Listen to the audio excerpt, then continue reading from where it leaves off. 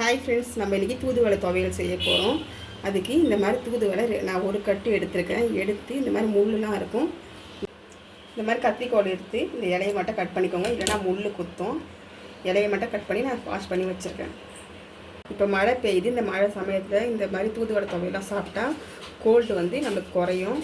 பசங்களுக்கு அது மாதிரி அடிக்கடி கொடுத்தீங்கன்னா பசங்க இந்த டைமில் தும்பல் இரும்பல் எதுவுமே இல்லாமல் நல்லா ஹெல்த் கான்ஷியஸாக இருப்பாங்க. கூட நம்ம கருவேப்பிலை போடுறோம். கருவேப்பிலை இரும்பு சத்து, முடி நல்லா வளரும்.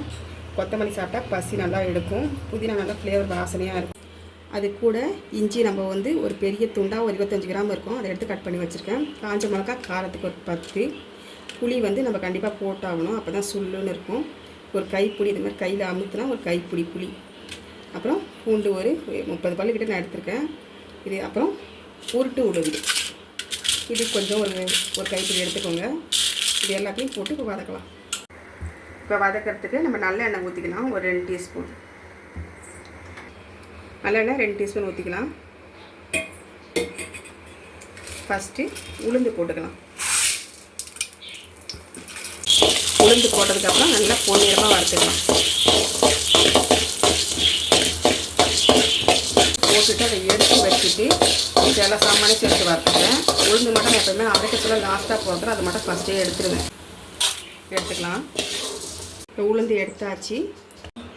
இப்போது ஒரு சாமானை போட்டு வதக்கிக்கலாம். ஃபஸ்ட்டு காஞ்ச மிளகா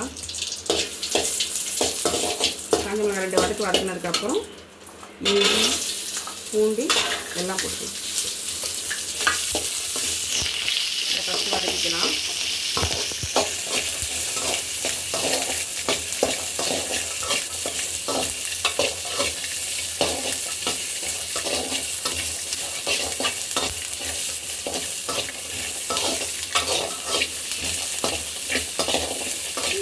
இஞ்சி பூண்டுலாம் நல்லா வதக்கினதுக்கு அப்புறமா நம்ம எடுத்து வச்சுருக்க கீரை வகை எல்லாமே போட்டுடலாம்.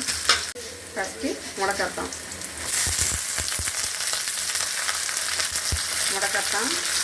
அடுத்தது புதினா, கொத்தமல்லி, கருவேப்பிலை எல்லாத்தையும் வதக்கிக்கலாம். இதை காலையில் பிரேக்ஃபாஸ்ட்டுக்கு பசங்களுக்கு தோசையோடு தடவி கொடுத்தா நல்லாயிருக்கும்.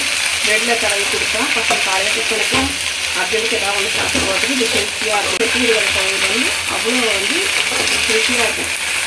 தும்பல் இரும்பல் எதுவுமே வராது. மாசில் வதங்கிச்சு தண்ணி இல்லாமல். இப்போ புளி போட்டுக்கலாம். ஒரு கைப்பிடி புளி. இது ஒரு எலுமிச்சம்பழத்தோட கொஞ்சம் ஜாஸ்தியாக இருக்கும். இப்போ ஆஃப் பண்ணிக்கலாம். ஆஃப் பண்ணதுக்கப்புறம் உப்பு நல்லா 1 டீஸ்பூன் போட்டுக்கோங்க. அப்போ தான் இந்த காரத்துக்கெல்லாம் கரெக்டாக இருக்கும். இந்த மாதிரி துவையல் ஐட்டத்துக்கெல்லாம் கல் உப்பு தான் போடணும். இப்போ நல்லா இதை ஆற வச்சுட்டு அரைச்சிட்டு வந்துடுவோம். ஆறிடுச்சு. இப்போ எடுத்து மிக்சியில் போட்டுக்கலாம். ஃபஸ்ட்டு நம்ம வதக்கின எல்லாத்தையும் போட்டுடலாம்.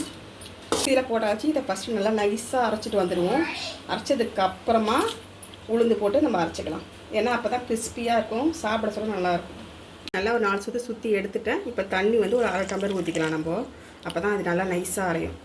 நல்லா நைஸாக அரைச்சிட்டோம். இப்போ லாஸ்ட்டாக உளுந்தை போட்டு 2 சுற்று சுற்றி எடுத்துக்கலாம். அப்போ நல்லா கிறிஸ்பியாக இருக்கும். கடிப்பட சொல்ல சூப்பராக இருக்கும். வந்தாச்சு. இப்போ தாளிச்சிக்கலாம். அதே கடாயில் ஒரு கடாயை வச்சுருக்கேன். இப்போ எண்ணெய் ஊற்றிக்கலாம்.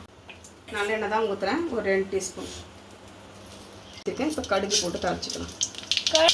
கடுகு வச்சிருச்சு. கடுகு வச்சதுக்கப்புறம் இந்த அரைச்ச துவையலை போட்டு 2 கலர் கலரிட்டு ஆஃப் பண்ணிடலாம். போட்டுட்டு நல்லா 2 கலர் கலரி விட்டுக்கலாம். மிக்சியெல்லாம் கழுவி ஊற்றாதீங்க. இது துவையல் நல்லா கெட்டியமாக இருக்கணும். அப்போ தான் சாப்பாட்டில் பெருசு சாப்பிட்லாம். தோசைக்கு இட்லிக்கு எல்லாத்துக்கும் சூப்பராக இருக்கும். பசங்களுக்கு ப்ரெட்டில் தடவி கொடுத்தீங்கன்னா காலை டிஃபன் நைட்டு டின்னருக்கு நம்மளுக்கு ஈஸியாக இருக்கும். வேலை பசங்களுக்கு ஹெல்த்தியாக கொடுத்தோம்னா இருக்கும். இந்த தூதுவளை துவையல் சாப்பிட்டா பசங்களுக்கு சளி தான் இல்லாமல் இருக்கும். மழை காலத்தில் கண்டிப்பாக கொடுக்கலாம். ரொம்ப ஹெல்த்தியாக இருக்கும். மழை காலத்தில் தூதுவளை துவையலை கண்டிப்பாக பசங்க செஞ்சு கொடுங்க. பசங்களுக்கு சளி இருக்குது, சளிலாம் சரியாயிடும்.